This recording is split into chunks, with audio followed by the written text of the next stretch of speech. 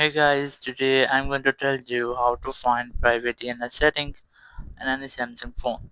If you're using any Samsung phone and you want to find private DNS settings, so let's see how can you do that.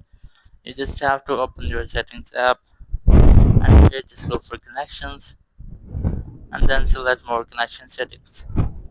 Once you have that, you will get private DNS tab on it. And here if you want to turn it off, just tap on turn off and then select save. Or if you want to turn it on, so here's two options. There's automatic, which is recommended, but if you have any provider host name, so you can easily enter that here. For example, I'm going to enter this one. Just enter the name of your DNS provider, then tap on save. Once you have that, your private DNS host name will be set up. So that's how you can easily find your private DNS setting and set up your DNS host name in any Samsung phone. Thank you very much for watching the video. Until next video, bye bye.